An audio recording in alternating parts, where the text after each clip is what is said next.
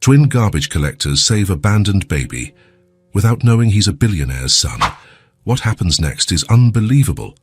The first ray of sun cut through the morning mist and entered the shack through the window without glass. Monica opened her eyes and immediately felt the familiar pain in her stomach, a pain that had been with her for days, ever since her last cleaning job ended. She looked to the side and saw her twin daughters still sleeping on the thin mattress they shared with her. Emily had her arm protectively over Grace, as she always did since they were babies. At 5 years old, both had already learned to take care of each other in a way that broke Monica's heart. 30 years. Sometimes Monica wondered where she had gone wrong, how she had reached that point, but thoughts like that didn't fill bellies, and the girls' bellies had rumbled all night long. Monica got up slowly, trying not to make noise. Her bare feet touched the cold, packed dirt floor. She went to the corner that served as a kitchen, a makeshift stove made with bricks and 2 broken burners. She opened the sugar can she used as a pantry, empty.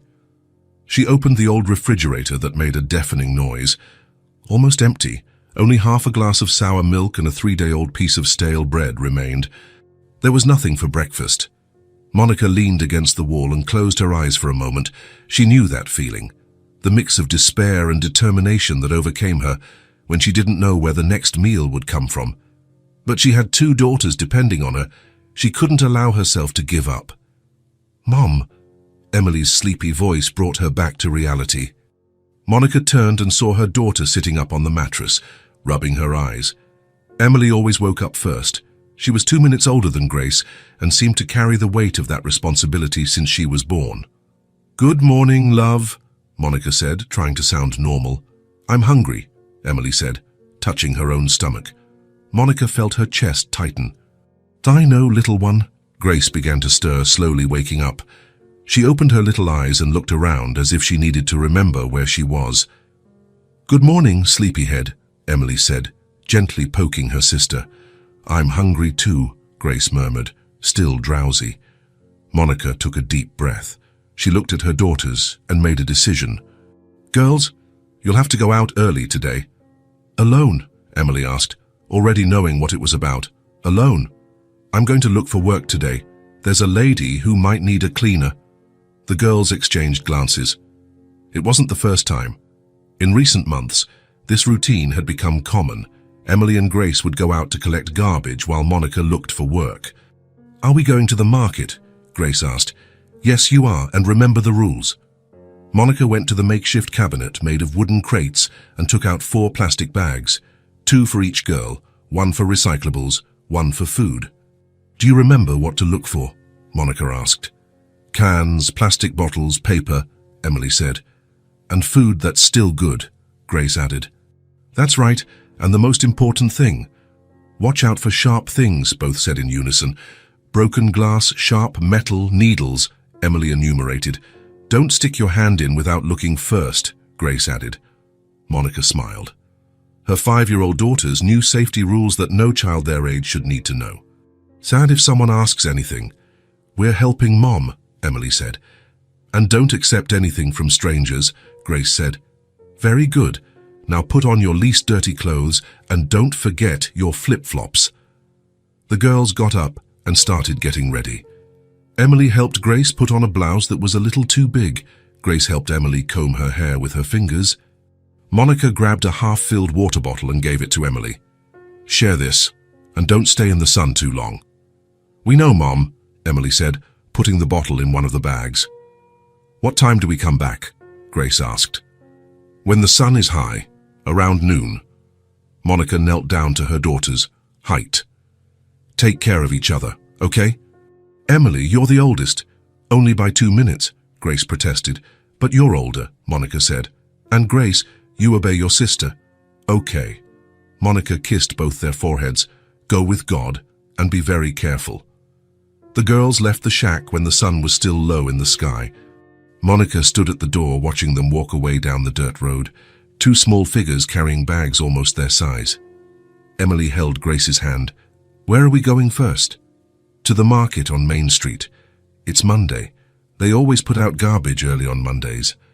They walked for 20 minutes through increasingly busy streets. Emily knew the schedules and habits Monica had taught them.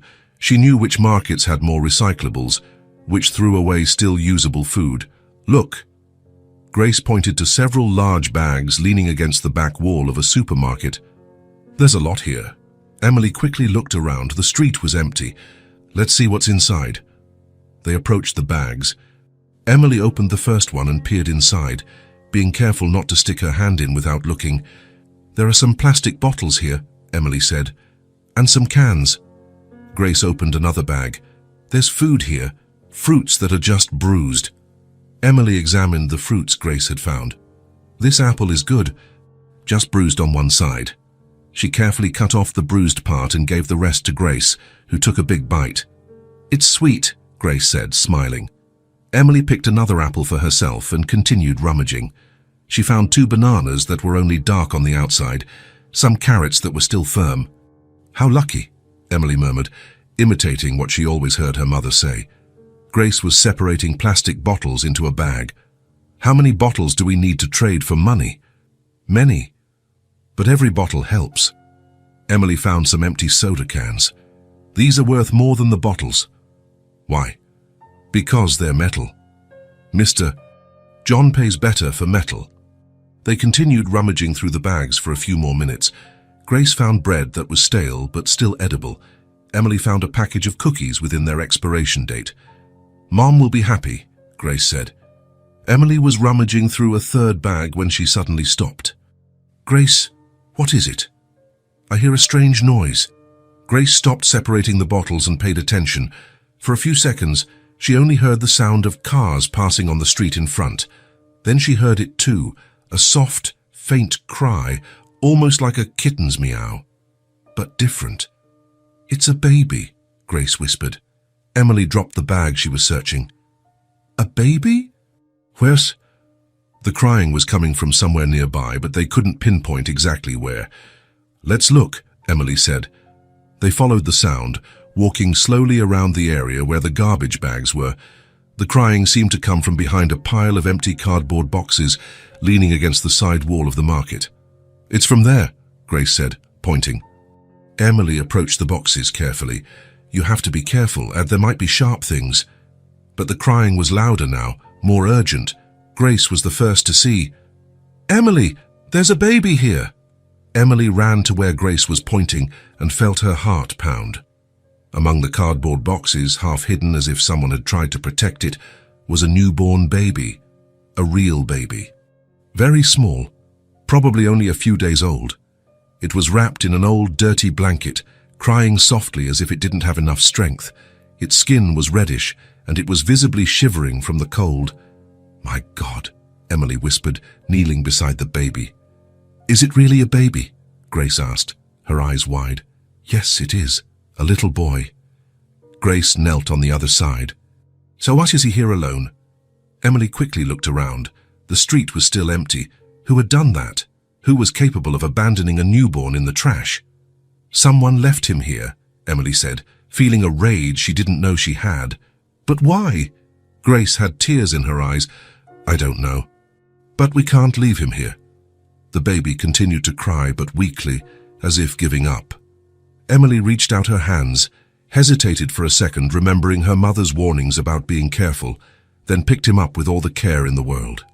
The baby was too light, too small. The blanket smelled bad and was damp, but Emily didn't care. The moment she held that little creature in her arms, something inside her awakened, an instinct of protection she didn't know she had. The baby stopped crying as soon as he felt the warmth of Emily's body.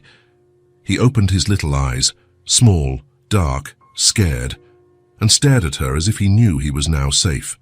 "Hi, little one," Emily whispered, imitating the way Monica talked to small children. He stopped crying, Grace observed, impressed. "He was cold," Emily said, "and scared too." Grace carefully touched the baby's tiny hand. "He's so tiny." Emily quickly examined the baby. He seemed healthy, just weakened. He needed food, warmth, care. "Is he hungry?" Grace asked. "I think so, and thirsty too." Emily looked at the baby, then at Grace, then at the empty street. Her 5-year-old mind worked quickly, trying to decide what to do. "We have to take him to Mom," Emily said. Will she let us? Grace asked. Emily remembered all the times Monica had helped other people. Sick neighbors, lost children, anyone who needed it. Her mother always said that helping those in need was the most important thing. She will. Mom has a good heart. So, are we going home? Emily looked at the baby again. He had closed his eyes and seemed to be trying to sleep in her arms. Yes. But first, let's gather the things we found. Mom will need to trade them for money. Quickly, the girls gathered the plastic bottles, cans, fruits, and bread they had set aside. Grace carried the 4 bags, while Emily carried the baby, shielding him from the morning wind with her own body. Does he have a name? Grace asked during the walk. I don't know. How will we know? Then can we give him a name? Emily thought. Let's ask Mom. Throughout the walk back, the baby remained quiet in Emily's arms. Sometimes he would open his eyes and look at her, as if trying to understand who that girl was who had saved him. Mom will be surprised, and Grace said. She will, but she'll take care of him. She always takes care of everyone. When they arrived home, Monica hadn't yet returned from looking for work. Emily carefully placed the baby on the bed and went to heat water in a small pot. Are we going to give him a bath? Grace asked. Yes. Mom always says a clean child is healthier. Emily bathed the baby in a plastic basin with all the care she could muster. He cried a little when he felt the warm water, but calmed down when Emily started talking softly to him. There, little one, now you're clean.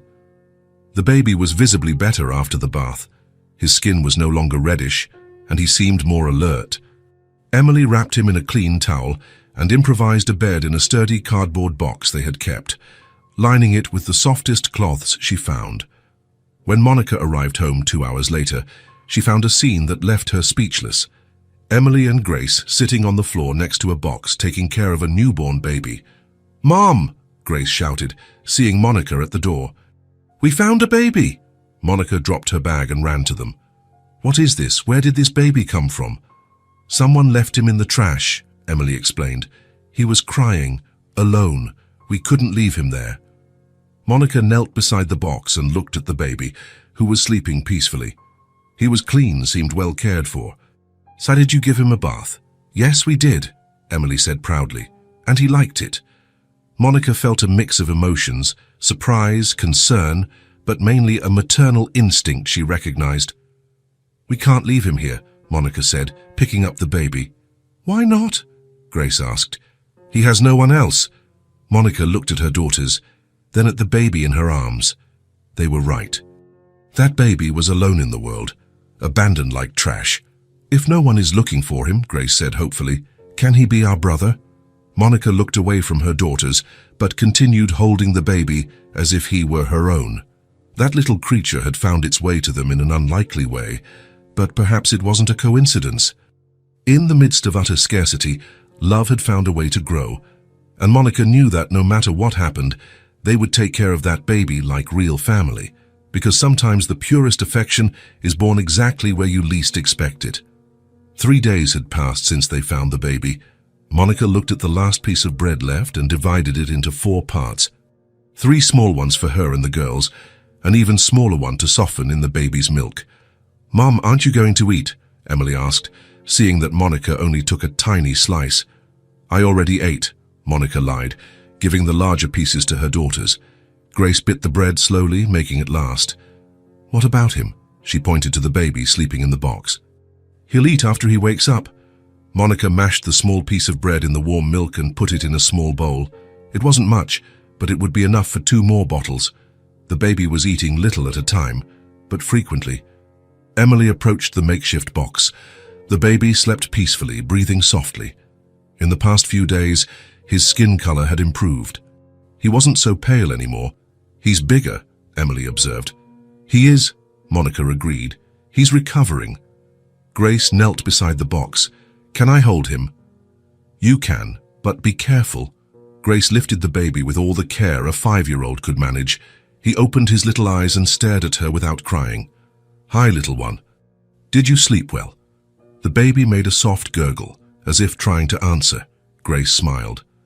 I think he likes it when we talk to him. Monica watched the scene. In 3 days, The girls had transformed into dedicated older sisters. They helped with everything, changing makeshift diapers, preparing bottles, rocking the baby when he cried. "Mom," Emily said, "he needs a real name." Monica sighed. Giving him a name would make everything more real, more definite. But the girls were right. "What names did you think of?" "Miguel," Grace said immediately, "because it's pretty." "Or Gabriel," Emily suggested, "like the angel." Monica looked at the baby in Grace's arms. He was awake, looking up with curiosity. It was incredible how he had changed in just 3 days. He no longer looked like that scared little creature they found in the trash. "Gabriel is a beautiful name," Monica said, "protective angel." "So his name will be Gabriel?" Grace asked, excited. "For now," Monica replied. The baby, Gabriel, began to cry softly. Grace rocked him gently. "He's hungry, isn't he?" Monica prepared the bottle with the bread softened in milk. Gabriel drank eagerly, holding Monica's finger tightly. "He's strong," Emily observed. "He is growing well." After feeding, Gabriel stayed awake for a while, looking at the 3 women who were taking care of him. Monica saw something in the baby's eyes that wasn't there before. "Trust. Emily," Monica said, "get those clean cloths over there." Emily brought the cloths Monica had washed the night before. They were old, some torn, but they were clean and soft. "Let's make him some better blankets." The 3 sat on the floor.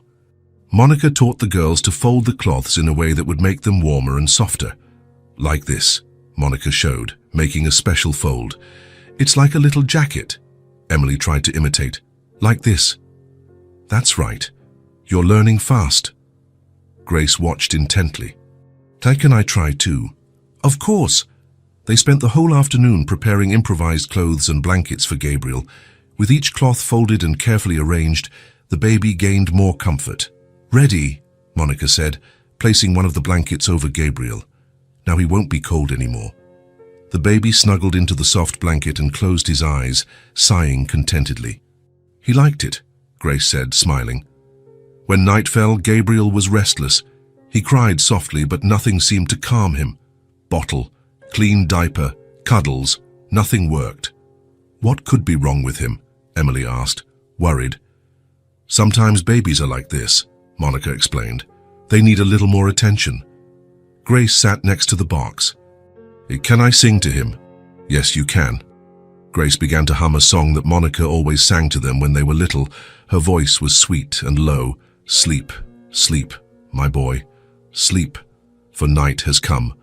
Mommy is right here, and God in heaven has blessed you." Gabriel stopped crying immediately. He opened his eyes and looked at Grace, as if listening to the song. "Can I keep going?" Emily whispered. Grace continued singing, inventing verses. "Sleep, sleep, Gabriel. Now you have a family, 2 sisters and a mommy, who love you every day." The baby relaxed completely. His little eyes slowly closed until he fell into a deep sleep. "It worked," Emily said, impressed. "You sing very well," Monica praised. Grace blushed with pride. He really liked it. From that night on, it became a routine. Whenever Gabriel was restless, Grace would sing to him, and it always worked. A week later, Monica got a job cleaning a large house on the other side of town. The pay would be little, but enough to buy real food. "You 2 stay and take care of Gabriel," Monica said before leaving. "You know what to do." "Don't worry, Mum," Emily said. "We'll take good care of him." When Monica returned at the end of the day, she found a scene that made her stop at the door. Emily was sitting on the floor with Gabriel in her lap, showing him pictures from an old book they had found. Grace was beside her, making funny faces to make the baby laugh. Gabriel wasn't just well, he was happy. "How was your day?" Monica asked. "He hardly cried," Emily said. "And look." Emily made a face, and Gabriel smiled, a small but genuine smile. "He's smiling," Monica exclaimed. "It started this morning," Grace said. "First it was just a little bit, then it got easier." Monica approached and picked Gabriel up. The baby looked at her and smiled again, as if recognizing her. "Hi, Gabriel, you're so handsome." That night, Monica looked at her 2 daughters sleeping on the floor next to Gabriel's box. The baby was also sleeping, peaceful and safe. They didn't have much. The house was small. Food was scarce. clothes were old. But they had something many rich people didn't: true love. Monica remembered when the girls were babies like that. She also had nothing back then, but she gave them everything she could: affection, attention, protection, and look how they grew up: kind, caring, full of love to give. Now Gabriel would have that too. He wouldn't grow up in a mansion. He wouldn't have expensive toys or designer clothes, but he would grow up knowing he was loved unconditionally. Monica gently touched the baby's face. He sighed in his sleep, content. Sometimes those who have the least offer the most, Monica murmured to herself. It was true. She and the girls had no money, no luxury, no financial security, but they had immense hearts, and they were offering everything they had to that abandoned baby. Gabriel stirred in his sleep and smiled, as if having a good dream. Monica smiled too. He was being reborn there in that small and simple shack, far from the eyes of the world, invisible to those who had much but offered little. In the silence of that poor house, love grew stronger than any wealth. Gabriel was home, and home, Monica knew well, wasn't a place. It was where you were truly loved. Gabriel had been with them for 2 weeks. That morning, Monica managed to sell some good condition fruits they found and earned enough money to buy real powdered milk. "Let's all go together," Monica said, picking up Gabriel. "I need help carrying things." Emily and Grace were excited. They rarely went out all together for a walk. Gabriel also seemed to enjoy leaving the house. He stayed awake, looking at everything with curiosity. They walked to the city center, where the bigger stores were. Powdered milk cost less at a large supermarket, and Monica wanted to save every penny. "Look how many people," Grace said, impressed by the busy main streets. "Stay close to me," Monica requested, "so I don't want to lose you in the crowd." They bought the powdered milk, some fruits, and a packet of cookies for the girls. Gabriel slept throughout the shopping trip, lulled by the movement. On the way back, they decided to pass by the shopping street, where the girls liked to look at the window displays. They couldn't buy anything, but it was fun to dream. "Mom, can I look at the toys?" Emily asked, stopping in front of a colorful store. "You can, but quickly. Gabriel will wake up and want to feed." The girls pressed their noses against the toy store window. Monica stood beside them, watching Gabriel sleep in her arms. "What a beautiful doll," Grace sighed, pointing to a doll with curly hair. "One day we'll have new toys," Emily said, always optimistic. "Yes, you will," Monica agreed, although she didn't know when that would be possible. They continued walking and stopped in front of an electronics store. In the display window, several televisions showed different programs. One of them was showing news. "Look at the televisions," Grace said. "They're huge." Emily was fascinated by the bright colors of the screens. "Could we just stand here and watch for a bit?" "You can," Monica said, "but just for a little bit." The girls leaned against the window, watching the programs without sound. Monica also looked distracted, cradling Gabriel. On the middle TV screen, a picture of a man in a suit appeared, speaking seriously to the cameras. Below the image, a sentence scrolled, "Businessman offers reward for missing son." Monica wasn't paying much attention until the image changed. The picture of a baby appeared on the screen. Monica felt her blood run cold. It was Gabriel. The same little face, the same dark eyes, the same expression. There was no possible doubt. "My God," Monica whispered, unable to take her eyes off the screen. "What's wrong, Mom?" Emily asked, noticing her mother's frightened tone. Monica couldn't answer. She continued looking at the television, waiting to better understand what was happening. The image returned to the man in the suit. Below, his name appeared, Robert Hale, businessman. Monica had never heard of him, but from the way he was dressed and the background behind him, he seemed to be a very rich man. "Mom, are you okay?" Grace insisted. "Yes, I am," Monica lied, trying to compose herself. "Let's go." "Already?" "We barely started watching. Gabriel will wake up. It's better if we go."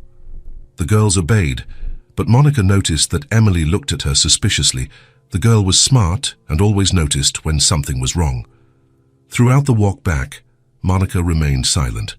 Her mind raced, trying to process what she had seen. Gabriel was the son of a rich businessman. Someone was looking for him, offering a reward. How had he ended up in the trash behind the market? Had someone kidnapped him and then abandoned him, or was there another explanation?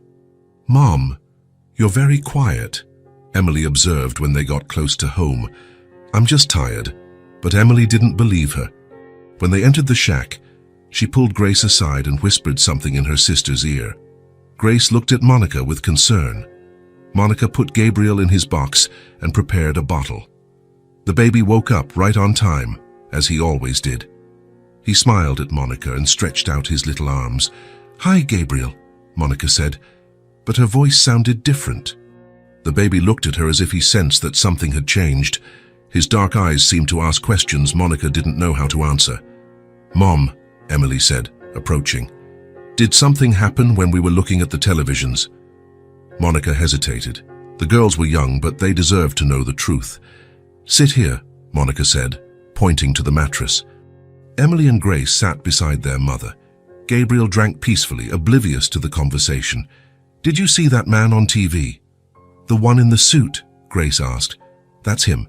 He was talking about a missing baby." Emily frowned. "So?" Monica took a deep breath. The baby in the picture was Gabriel.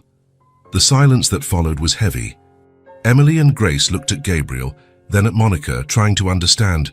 "Does that mean," Emily began, "that someone is looking for him?" Monica finished. "The man on TV?" Grace asked. "It seems so. He said he's the father." Grace approached Gabriel and touched his little face. "But he's our brother now." "Grace, he is, Mom. We took care of him. We saved him. He's part of our family." Emily was more serious. "If that man is his father, we can't keep him, can we?" Monica felt her chest tighten. "It's complicated, Emily." "But we didn't do anything wrong," Grace said, her eyes full of tears. "We just took care of him when he was abandoned." "I know, love." "I did everything right." Gabriel finished feeding, and Monica put him on her shoulder to burp him. The baby was completely relaxed, confident in her lap. "What are we going to do?" Emily asked. That was the question Monica didn't know how to answer. If they told anyone they had Gabriel, he would be taken away. If they didn't, they would be hiding someone else's son. "For now, don't tell anyone," Monica finally said. "Not yet." "For how long?" "I don't know. I need to think." Grace snuggled into Monica's lap, on the opposite side from where Gabriel was. "Won't he remember us when he leaves?" Monica felt her eyes fill with tears. "He will remember. He'll always remember that you saved him." "But I don't want him to leave," Grace cried. Emily was also crying, though she tried to hide it. Can we at least keep him a little longer?" Monica looked at Gabriel, who had fallen asleep on her shoulder. The baby breathed peacefully, completely at peace. In the past 2 weeks, he had become part of the family in a way Monica never imagined possible. "A little longer," Monica promised, knowing it was a promise she might not be able to keep. That night, after the girls fell asleep, Monica stayed awake, watching Gabriel sleep. The baby was different from when they found him. Stronger, healthier, happier. He had gained weight and his skin had a rosy color, indicating he was well cared for. He had been reborn in their arms. But now Monica knew he had another life, another family waiting for him. Robert Hale. The name echoed in Monica's head. A rich, powerful man who probably had resources she would never dream of having.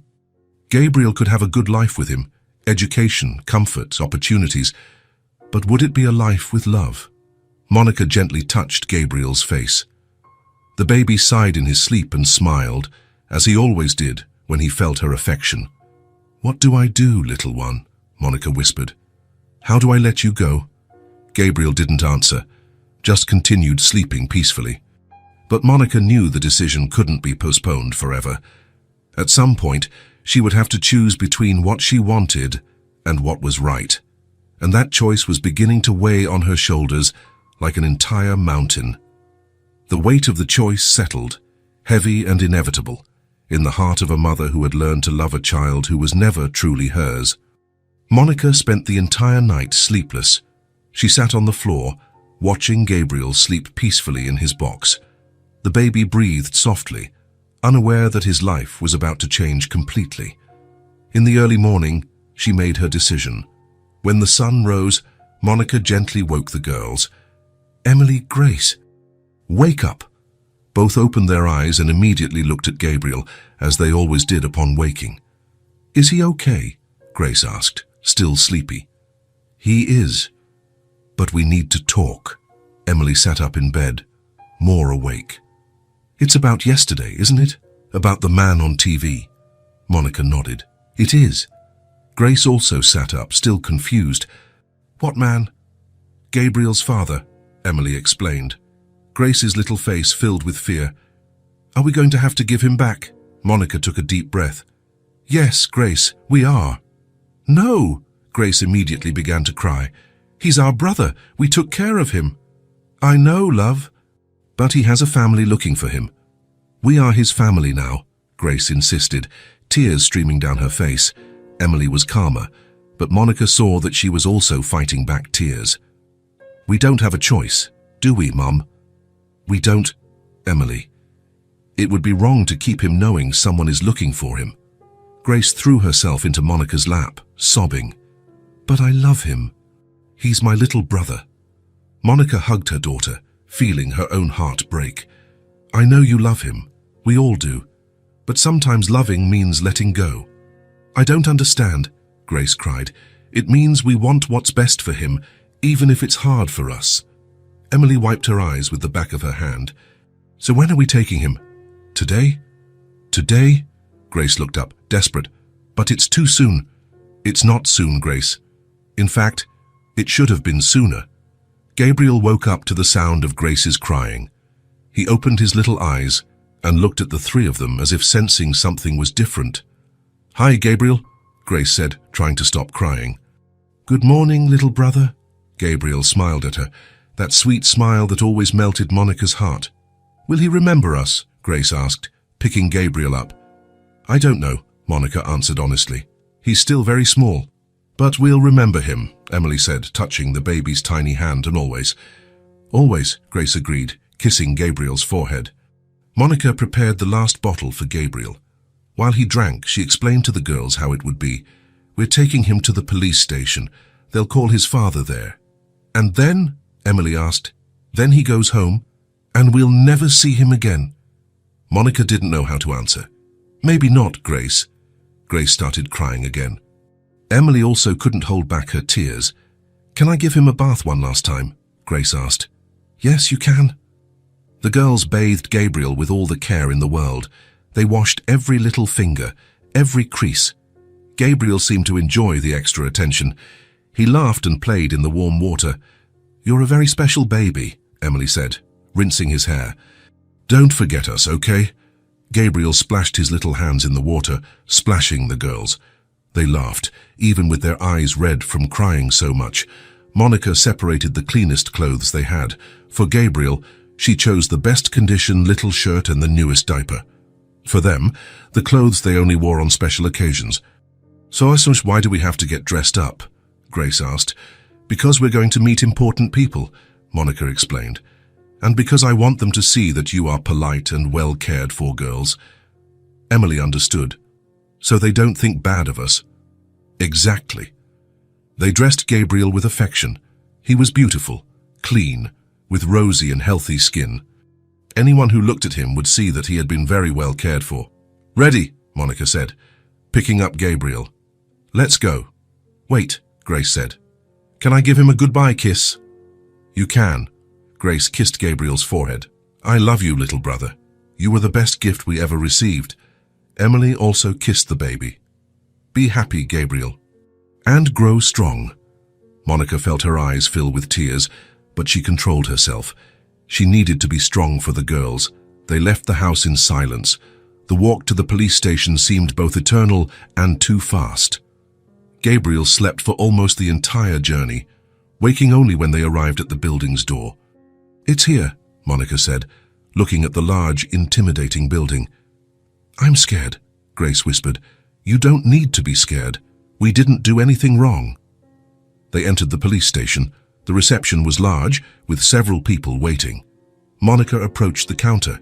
"Excuse me," she said to the officer behind the counter. "Yes. We found a baby. I think he's the baby being shown on television. The officer looked at Gabriel in Monica's arms, then at the girls. One moment, he called another officer, who approached. He was an older man with a gentle face. I'm Officer Ramirez, he said. You found a baby? Yes, sir, 2 weeks ago. Officer Ramirez looked at Gabriel carefully. Okay, can you come with me, please? He led them to a smaller, more private room. He offered them chairs to sit down. Can you tell me how you found him? Monica told the whole story, how the girls went out to look for food, how they heard the crying, how they found Gabriel abandoned in the trash. And since then you've been taking care of him? Officer Ramirez asked. Yes, sir. We bathed him, fed him, gave him affection. He was very weak when we found him. Officer Ramirez observed Gabriel, who was awake and alert in Monica's arms. He seems very well cared for. We did the best we could, Emily said. I see that. You did an excellent job. Grace cried softly. We didn't want to give him back, but we know it's the right thing to do. Officer Ramirez looked at the three of them with respect. You are very brave, and you did the right thing. Does his father know yet? Monica asked. I'm calling him right now. He'll come pick up his son. Monica nodded, though she felt her heart tighten. You can wait here, it won't take long. Officer Ramirez left the room. Monica and the girls were left alone with Gabriel. This is it for real, Emily said, her voice trembling. Grace couldn't stop crying. I don't want him to leave. Monica passed Gabriel to Emily's lap. Stay with him a little longer. Emily hugged Gabriel as if it were the last time. The baby looked at her with curiosity, as if he sensed that something important was happening. You're very special, you know, Emily said to Gabriel. We love you very much. Grace approached and touched Gabriel's foot. When you grow up, remember us, okay? Remember your first sisters. Gabriel made a soft gurgle, as if trying to answer. They stayed like that for an hour, taking turns holding Gabriel, enjoying their last moments together. Then Officer Ramirez returned. He's here, he said simply. Monica's stomach clenched. Already? He's outside. Can I bring him in? Monica looked at the girls. Emily was hugging Gabriel. Grace was crying silently. You can, Monica said. Officer Ramirez left and returned a few minutes later with a tall, well-dressed man, Robert Hale. Monica recognized him from television, but in person he seemed even more imposing. Robert entered the room expecting to find criminals, kidnappers, dangerous people. Instead, he saw a young woman and 2 small children, all clean and neat, heads held high. He stopped at the door, clearly confused. Was it you? He asked, looking from Monica to the girls. Emily stood up, still holding Gabriel. He was alone, sir. In the trash. We took care of him. Robert looked at his son in the girl's arms. Gabriel was visibly well cared for, healthy, clean. He didn't look like a child who had been mistreated. You took care of him? Yes, sir, Grace said, wiping her eyes. We bathed him, fed him, sang to him to sleep. He's a very good boy. Robert slowly approached. Gabriel looked at him without fear, curious. He's different, Robert murmured. More strong. He was very weak when we found him, Emily explained. But he improved a lot. Monica stood up. Yeah, we just took care of him, sir, because it was the right thing to do. Robert looked at Monica. There was something in her posture, in the way she spoke, that impressed him, dignity, even in poverty. Do you know who I am? Robert asked. We saw it on TV, Monica replied. You're his father. Robert held out his arms. Emily hesitated for a moment, then handed Gabriel to him. The baby remained quiet in his father's arms, but his eyes searched for Emily and Grace. How much do you want? Robert asked suddenly. What do you mean? Monica frowned. The reward. How much? Monica looked at her daughters, then back at Robert. We don't want anything, sir. Nothing? No, sir. We just did what was right. Robert was silent for a few seconds, clearly surprised. But you took care of my son. You saved his life. Anyone would do the same, Monica said. No, Robert said softly. Not everyone would. He looked at Gabriel, who was now crying softly, as if missing the girl's lapse. "He got attached to you." "And we got attached to him," Grace said, a new tear rolling down her cheek. "But we know he's your son." Robert looked at those three people who had taken care of his son without expecting anything in return. This deeply disturbed him. How was it possible? They were clearly poor. They lived in conditions he couldn't even imagine. And yet they wanted nothing. "I don't understand," Robert said with a harsher tone. "You're in need and you want nothing in return." Monica looked him directly in the eyes. "No, sir. We don't." Robert felt almost indignant. It made no sense to him. In his experience, everyone always wanted something. "But this is impossible." "Everyone wants something. We just want him to be happy," Grace said simply. Robert shook his head as if he couldn't process it. "You took care of my son for 2 weeks. You spent money you didn't have, and you want nothing." "We just did what was right," Monica repeated. "What was right?" Robert almost yelled. "You don't know me. You don't know if I deserve to have my son back." Officer Ramirez shifted uncomfortably in his chair. The girls were startled by Robert's tone. Monica, however, remained calm. "You are his father. That's enough." Robert stared at her, completely disconcerted. In his head, all of this was impossible.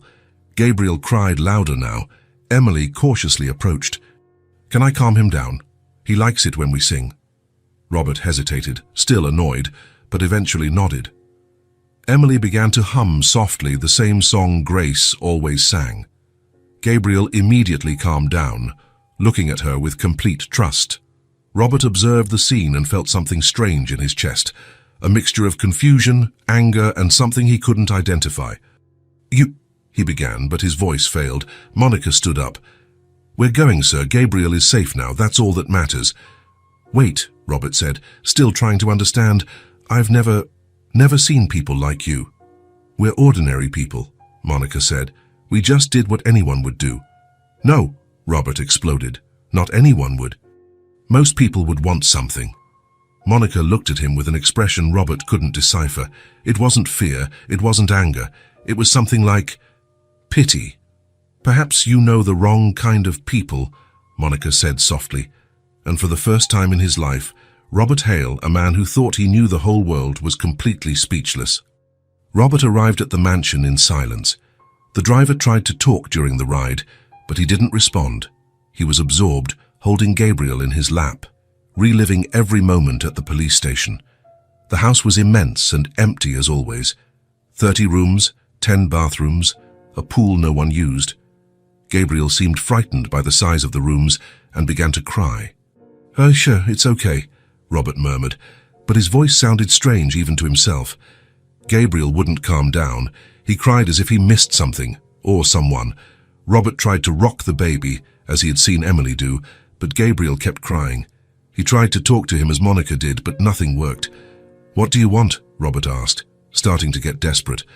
It was then that he remembered the song. Emily had sung to Gabriel at the police station, and he calmed down immediately. Robert tried to hum something, but he didn't know any lullabies. He had never needed to know. Gabriel cried for almost an hour until he finally fell asleep from exhaustion in his father's arms. Robert placed him in the expensive crib he had ordered weeks ago. Gabriel seemed lost there, so small in that enormous crib, in the gigantic room, in the soulless house. For the first time, Robert realized how cold everything there was. He went down to the living room and poured himself a whiskey. He sat in the leather armchair that cost more than most people earned in a year and stared into space. Monica's words echoed in his head. "Perhaps you know the wrong kind of people." Robert took a sip and tried to remember the last time someone had done something for him without expecting anything in return. He couldn't. His entire life was made of exchanges. He gave money, he received services. He gave expensive gifts, he received false gratitude. He made donations, he received public recognition. But those 3 women, a mother and 2 children, had taken care of his son for 2 weeks without asking for absolutely anything. "It doesn't make sense," Robert murmured to himself. But it did. Robert knew it did. He just had never seen it before. He had never wanted to see it. He took another sip and looked around the room. Expensive paintings on the walls, furniture that cost fortunes, art objects that only served to impress visitors. And yet, Gabriel had cried when he arrived there, as if he knew that place was not a home. Robert got up and walked through the empty house. His footsteps echoed in the enormous corridors. 30 rooms, and he felt like the loneliest man in the world. He went upstairs to see Gabriel. The baby was restless, moving a lot, as if having nightmares. When Gabriel was with Monica and the girls, he slept peacefully. Robert had seen it at the police station. The peace on the baby's face when he was in their arms. He sat in an armchair beside the crib and watched his son. "They took better care of you in 2 weeks than I'll be able to in years," Robert murmured. The truth hurt. Robert had all the money in the world to give Gabriel. The best schools, the best clothes, the best doctors. But he didn't know how to give what Gabriel really needed. Love, care, presence. Monica had nothing, and yet she had given everything. Robert remembered the expression on Monica's face when she said they just did what was right. There was no false pride, no pretense. It was just truth. The purest truth Robert had ever encountered. He went down to the living room again and started pacing. His mind couldn't stop. He remembered how many times he had passed by people like Monica on the street. Beggars, garbage collectors, poor families waiting for buses. He always looked away. "People like that," he used to say, when an assistant mentioned social programs, as if they were a different category of human beings. Robert stopped pacing. The realization hit him like a punch to the stomach. He had never seen people like that as people. For Robert, there were people like him, his partners, his social class, and there were the others. The others weren't really relevant. They were scenery, problems for the government to solve, statistics. But Monica wasn't a statistic. Emily and Grace weren't problems. They were the most human people Robert had ever met. "My God," Robert whispered, sitting heavily in the armchair. The shame he felt was physical. It hurt in his chest, burned in his throat. "They saved my son, and I never saw people like that as people." Robert covered his face with his hands. 45 years of life, and he had never felt so small. Gabriel began to cry upstairs. Robert ran up, but when he reached the room, he realized he didn't know what to do. He picked Gabriel up, but the baby continued crying. He checked his diaper, offered a bottle, tried to rock him, but nothing worked. "What do you want?" Robert asked, exhausted. Gabriel looked at him with those dark eyes, the same eyes that had looked at Emily and Grace with so much love and trust. And Robert understood. Gabriel missed them. That few-month-old baby had spent 2 weeks being loved in a way Robert never knew how to love, and now he was lost, just like Robert. "I don't know how to do this," Robert admitted to his son. "I don't know how to be a father," but they knew how to be family. Robert spent the entire night sleepless. Sometimes he walked through the empty house, sometimes he sat by Gabriel's crib, trying to process everything that had happened. With each passing hour, the shame grew. He remembered meetings where he talked about human resource optimization, firing hundreds of people as if they were numbers on a spreadsheet. He remembered parties where he spent in one night what Monica probably didn't see in years. He remembered how he complained when he had to pass by poor neighborhoods. "Depressing place," he used to say. But Monica and the girls lived in those places, and they had more joy, more kindness, more humanity than anyone who frequented Robert's social circles. In the morning, Gabriel woke up crying again. Robert tried everything, but the baby was inconsolable. It was then that he remembered the song Grace sang. He tried to hum something similar, but his voice came out harsh, without affection. Gabriel cried harder, as if he sensed that it wasn't the same thing. Robert sat on the floor of the room, still holding Gabriel, and for the first time in decades, he cried too. He cried for his own ignorance. He cried for having spent his whole life without seeing what really mattered. He cried for Gabriel, who deserved so much more than a father who didn't know how to love. "I'm so sorry," he said to Gabriel, although he knew the baby didn't understand. "I'm so sorry it took me so long to understand." Gabriel slowly calmed down, perhaps sensing the sincerity in his father's voice. Robert stayed there on the floor for a long time, holding his son, thinking of Monica and the girls. They had changed his life in a matter of minutes, not with pretty words or elaborate speeches, but simply by being themselves, real people. Around noon, Robert made a decision. He picked up the phone and called his personal assistant, Johnson. "I need you to investigate some people for me." "Of course, Mr. Hale. Any problem?" "No. On the contrary, I need to know everything about them." Robert gave the names Monica, Emily, and Grace. He said they were at the police station yesterday and that they probably lived near the market where Gabriel was found. "I want to know where they live, how they live, what they need, everything." "May I ask why, sir?" Robert looked at Gabriel, who was finally sleeping peacefully in his arms, "Because they taught me something I never learned on my own." "What was that, sir?" "How to be human." Johnson was silent for a few seconds, clearly confused. "I'll get the information for you, Mr. Hale." "Thank you, and Johnson." "Yes, sir." "Be discreet. I don't want to scare them." Robert hung up and looked back at Gabriel. A change was beginning within him. Slow, painful, but definitive. For the first time in his life, Robert Hale wanted to be a better person. And all because of 3 women who asked for nothing, but gave everything. Johnson called back 3 hours later. "Mr. Hale, I have the information you requested." Robert picked up a pen and paper. "Tell me everything." "Monica Silver, 30 years old, works as a cleaning lady when she can find a job. Has twin daughters, Emily and Grace, 5 years old. They live in a shack in Villa San Jose, West Periphery." Robert wrote down every word. "The situation is complicated, sir. They live on less than $200 a month. They don't have running water. The electricity is makeshift. The children are not enrolled in school because they couldn't get a spot." Robert stopped writing. $200 a month. He spent more than that on a lunch. Continue. "Monica lost her steady job 3 months ago. Since then, she survives by doing sporadic cleaning jobs. Neighbors say she's very hard-working, that the girls are well-behaved. They never asked anyone for help."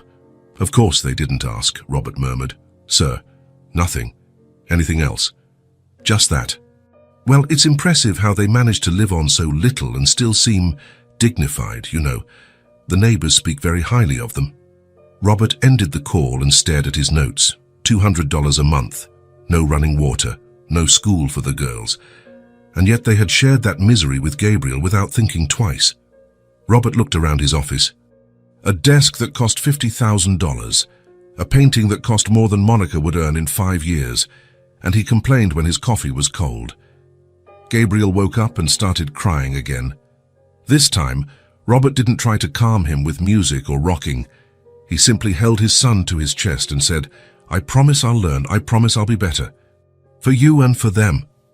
Gabriel stopped crying and looked at his father as if he understood. Robert knew he had a lot to learn.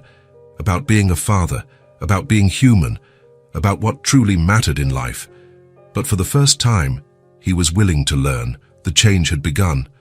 2 days after receiving the report about Monica and the girls, Robert made a decision that he himself couldn't fully explain.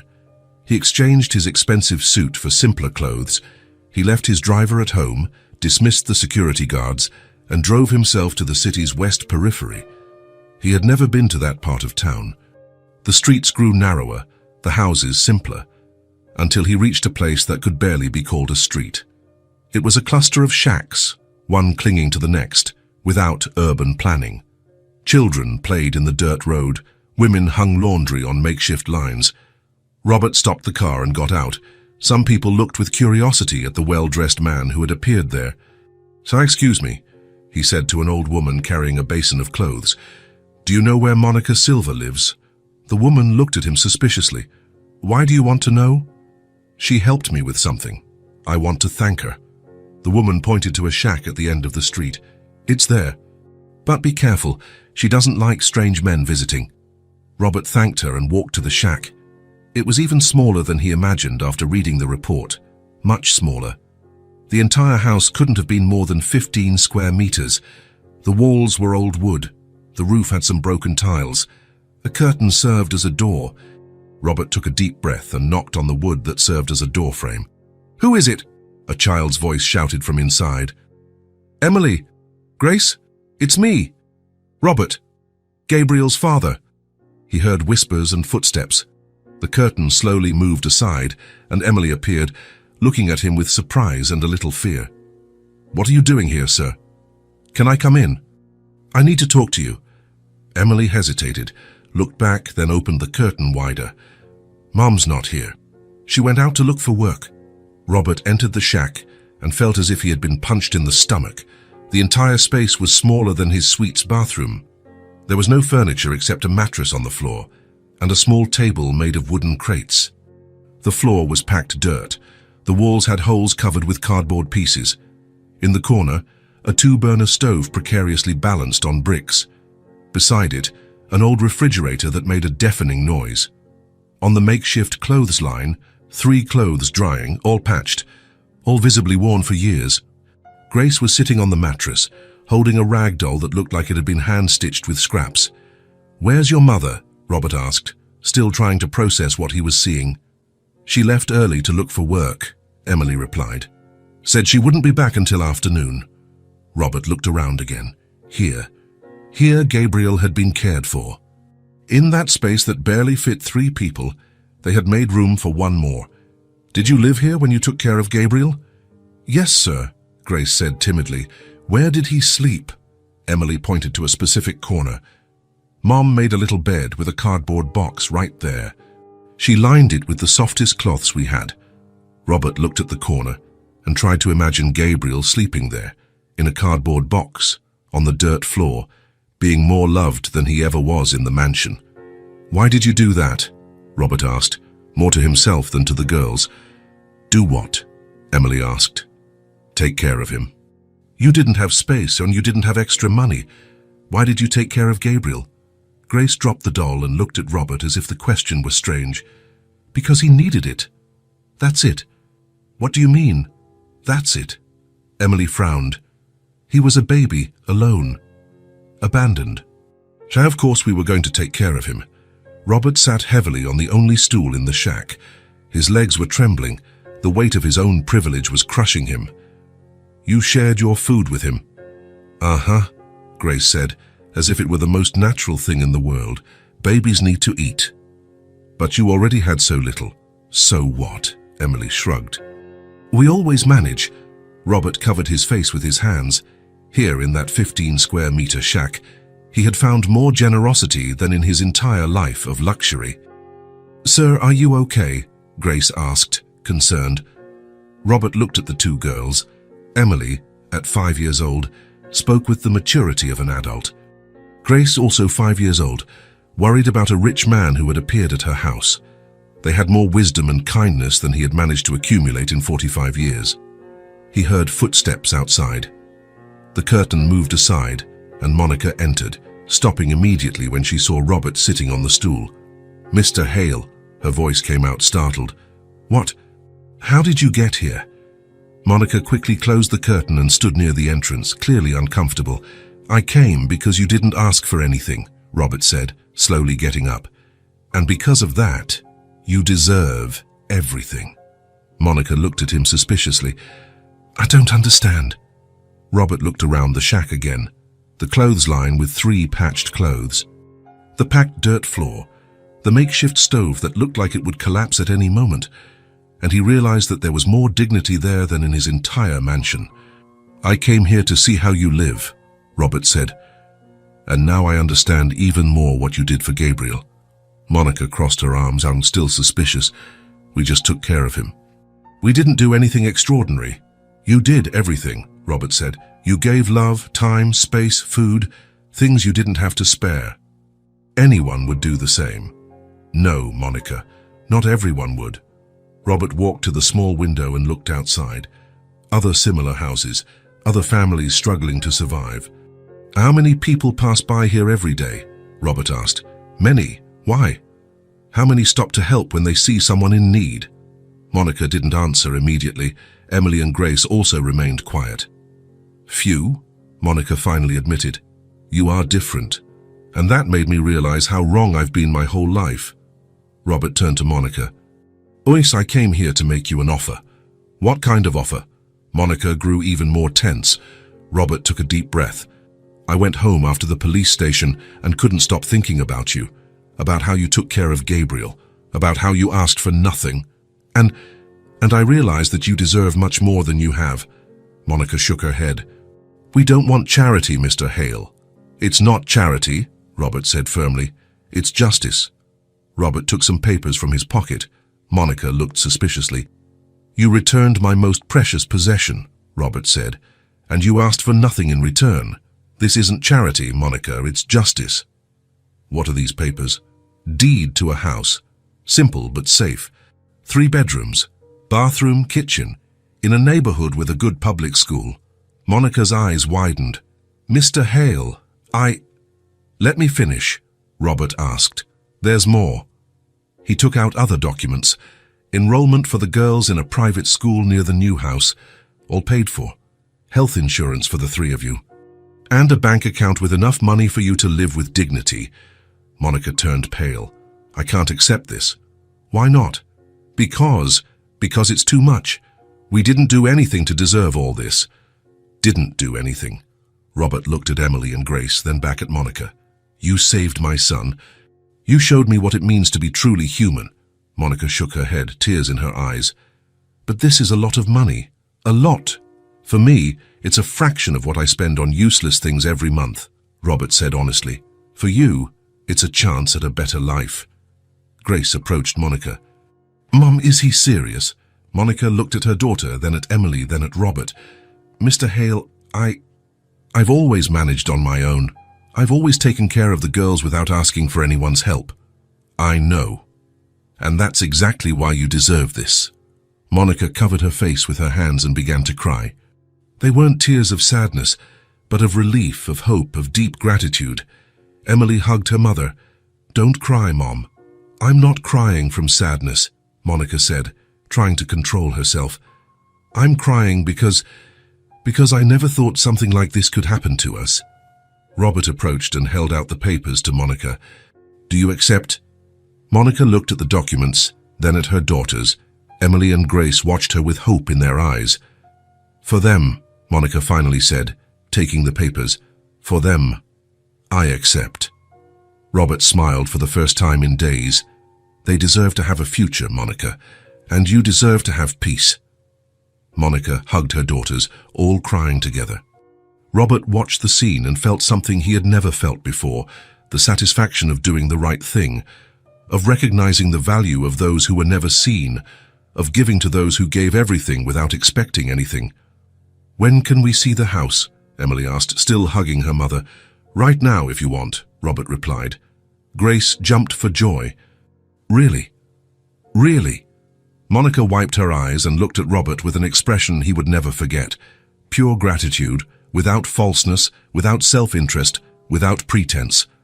"Thank you," Monica said simply, and Robert knew that word was worth more than any praise, any award, any recognition he had ever received, because it came from the heart of someone who knew the true value of things, from someone who finally had visibility, from someone who deserved everything. A week later, Robert returned to the shack with the keys to the new house.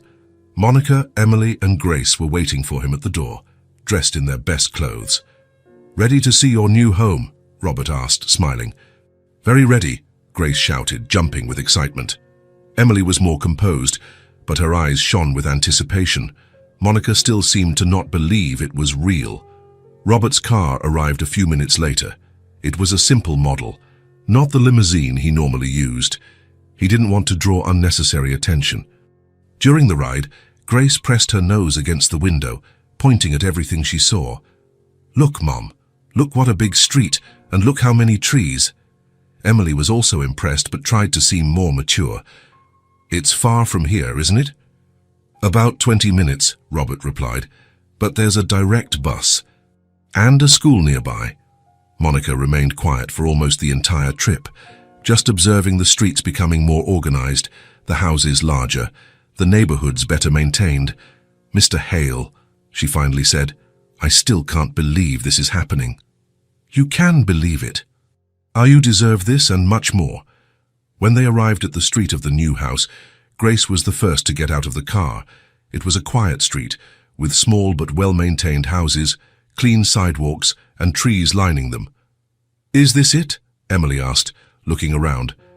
"It's here," Robert confirmed, stopping in front of a simple two-story house, painted light blue with a white gate. Monica put her hand over her mouth, emotional. "It's beautiful." Robert opened the gate and they entered the small front garden. It had well-tended grass and some planted flowers. "Can we go in?" Grace asked. Robert handed the key to Monica. "The house is yours, you open it." Monica took the key with a trembling hand. She opened the front door and they all entered together. The living room was small but cozy. It had a sofa, a coffee table, a television, and a bookshelf with some books. Everything was simple but new and clean. "My God," Monica whispered. Emily and Grace ran to explore the house. "Mom, come see, there are 2 bedrooms upstairs," Emily shouted from the stairs. "And a bathroom just for us," Grace added. Monica went upstairs slowly, still in shock. Robert followed her, observing her reaction. The main bedroom was small but had a double bed, a wardrobe house and a simple dressing table. The girls' room had 2 single beds, 2 nightstands and another wardrobe. "Each of us will have our own bed?" Grace asked, amazed. "Yes, you will," Robert said, "and you can decorate them however you want." Emily opened the empty wardrobe and imagined her clothes inside. Grace tested the softness of the bed, laughing with joy. They went down to see the kitchen. It was small but functional, with a new refrigerator, a 4-burner stove, a sink with running water and some cabinets. Monica turned on the faucet and watched the water run. "Running water," she murmured, as if it were a miracle. "And hot too," Robert said. "There's a water heater." Monica started crying again. Emily and Grace ran to hug her. "Why are you crying, Mom?" Grace asked. "Isn't the house good?" "It's perfect," Monica said through tears. "It's more than I've dreamed of my whole life." The girls explored every corner of the house. They discovered that it had a small backyard, with a laundry sink and space to hang clothes. "Can I plant flowers?" Grace asked. "You can do whatever you want," Robert said. "The house is yours." They stayed in the new house until late afternoon. Monica couldn't stop looking at every detail, touching the walls as if to make sure it wasn't a dream. "When can we move in?" Emily asked. "Whenever you want. Tomorrow, if you prefer." Monica looked at Robert with immense gratitude in her eyes. "Emma, how can we thank you for something like this? You don't need to thank me, I need to thank you." Back at the shack to pick up some things, the girls were euphoric, talking about the new house, making plans. "I'm going to put my doll on the bedside table," Grace said. "And I'm going to organize our books on the living room shelf," Emily planned. But in the midst of their excitement, Grace suddenly fell silent. "Mom," she said, "I miss Gabriel." Emily also stopped talking. "Me too. Is he okay, do you think?" Monica looked at her daughters, then at Robert. "I'm sure he's well cared for." "But does he remember us?" Grace insisted. "Does he miss us?" Robert observed the genuine sadness on the girls' faces. They were happy with the new house, but they missed the baby they had cared for like a brother. "Do you want to see him?" Robert asked. "Can we?" Emily's eyes lit up. "Of course you can. He was your brother, wasn't he?" Grace jumped with joy. "When?" "How about tomorrow, after you move into the new house?" The girls eagerly agreed. Monica smiled, seeing her daughter's happiness. The next day, after settling into the new house, Robert appeared with Gabriel in his arms. Emily and Grace ran to the door as soon as they saw him arrive. "Gabriel!" Grace shouted. "It's Gabriel!" The two approached Robert, extending their arms for the baby. Gabriel, who had been quiet in his father's arms, immediately perked up when he saw the girls. He smiled that wide smile that Robert had seen few times. "He remembered us," Emily said, emotional. Robert handed Gabriel to Emily. The baby snuggled into her lap as if he had never left. "Hi, little brother," Emily whispered. "We missed you." Grace kissed Gabriel's forehead. "You've grown. You're chubbier." Gabriel laughed, that delightful baby laugh. He patted Grace's face with his hands, playing. Robert watched the scene and felt something stir in his chest. The love there wasn't a discourse, it was presence. It was Emily adjusting Gabriel in her lap with the care of an experienced mother. It was Grace making faces to make the baby laugh. It was Monica approaching to gently touch his face. It was a family that blood had not formed, but love had created. He is who he is because of them, Robert murmured to himself. Gabriel had learned to smile in Emily and Grace's arms. He had learned to trust in Monica's lap.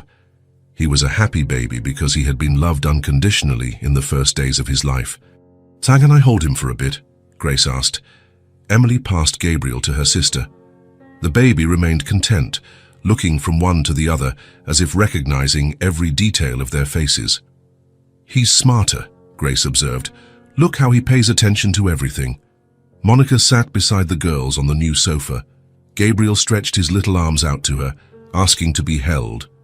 "Hi, little one," Monica said, picking up Gabriel. "You're so big and handsome."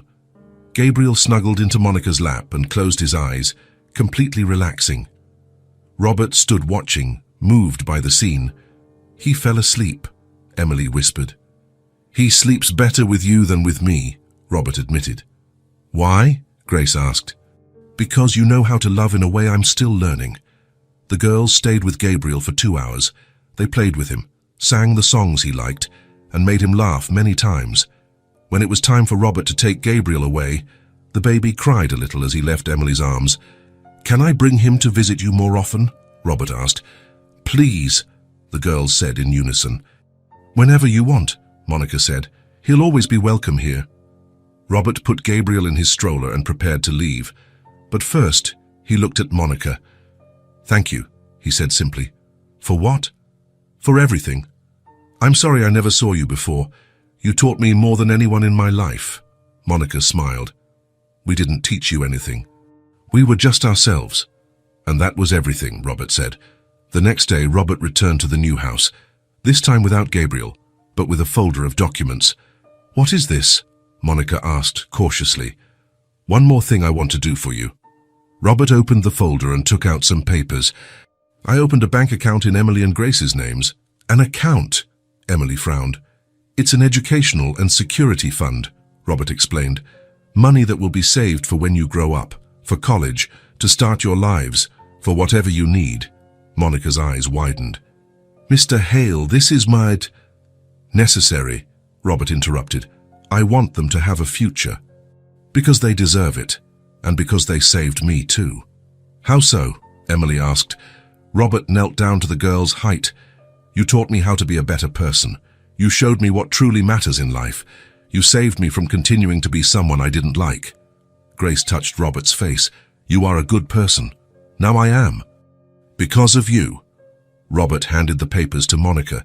She received them with trembling hands, reading the amounts with wide eyes.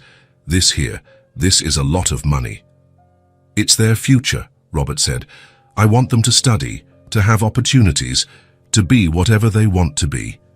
Monica started crying again, but this time they were different tears.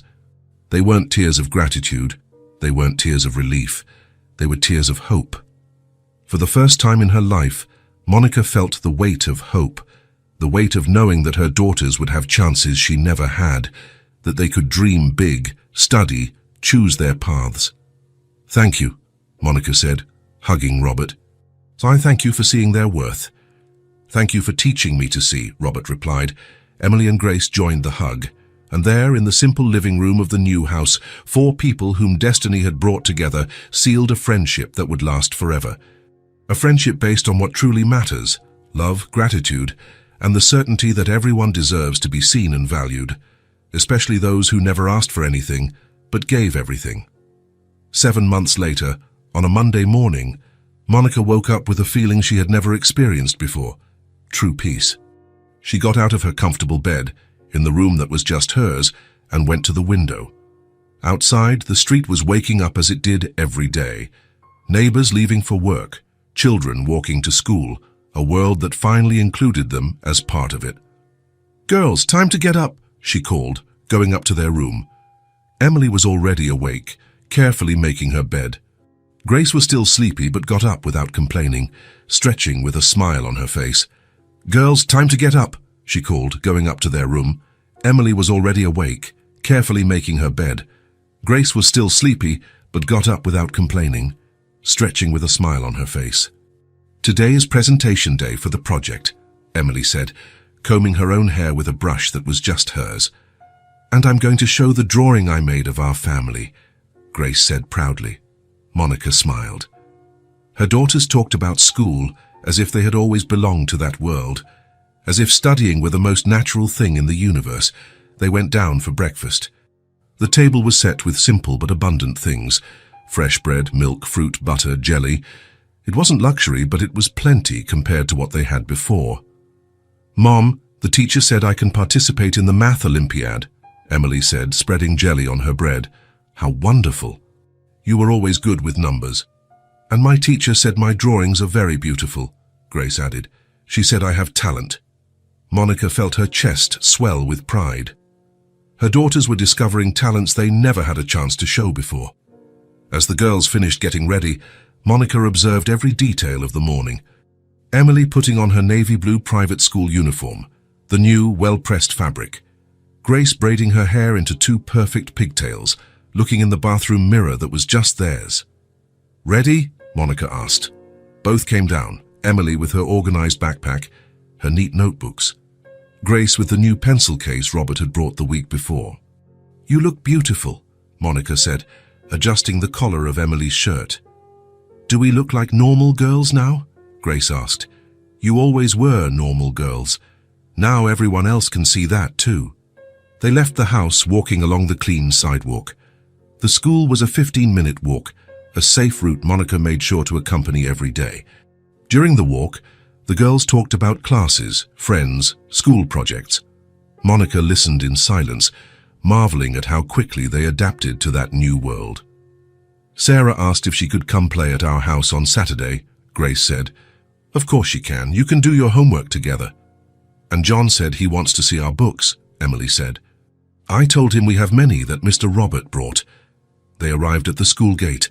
Other children were also arriving, all neatly dressed, carrying backpacks, chatting animatedly. "Goodbye, Mom," Emily said, kissing Monica on the cheek. "Study hard and behave yourselves." "We always behave," Grace said, also kissing her mother. Monica stood at the gate watching her daughters enter the school. Emily helped Grace carry her backpack to the classroom door. Grace waved to Monica before disappearing down the hallway. For the first time, as girls with a future. The phrase echoed in Monica's mind like a beautiful song. That's exactly what she saw when she looked at her daughters now. Girls who had real prospects, achievable dreams, open paths ahead. "Good morning, Monica." She turned and saw Robert approaching on the sidewalk. He was casually dressed, carrying Gabriel in his arms. The baby, now 18 months old, was visibly bigger and more alert. "Good morning, Robert. You arrived at the perfect time." Gabriel, seeing Monica, immediately stretched out his little arms towards her. She picked him up, and he smiled that radiant smile he always made when he saw the people he loved. "Hi, my prince. You're so big." Gabriel laughed and tried to grab Monica's earring, babbling something that sounded almost like real words. "How does he talk yet?" Monica asked. "He says Mama, Papa, and something that sounds like Emmy," Robert replied, smiling. "I think he tries to say Emily." Monica smiled. "Of course he does. He loves the girls." Robert had developed a habit of visiting Monica's house 3 times a week, always bringing Gabriel, not out of obligation or guilt, but out of the genuine affection that had grown between all of them. They walked back home together. Gabriel kept pointing at everything along the way: cars, trees, dogs, as if narrating the walk. "How was your weekend?" Robert asked. "Nice and peaceful. The girls did their homework, played in the yard, helped bake a cake. Simple things. The best things are always simple." They arrived home and settled into the cozy living room. Gabriel immediately got down from Monica's lap and began to walk around the house, exploring every corner. Now he walked steadily, always curious about everything. "Is he talking more?" Monica asked. "Much more. And he understands almost everything we say. Yesterday I asked him to get the teddy bear and he brought it perfectly." Gabriel approached Monica and raised his arms, asking to be held.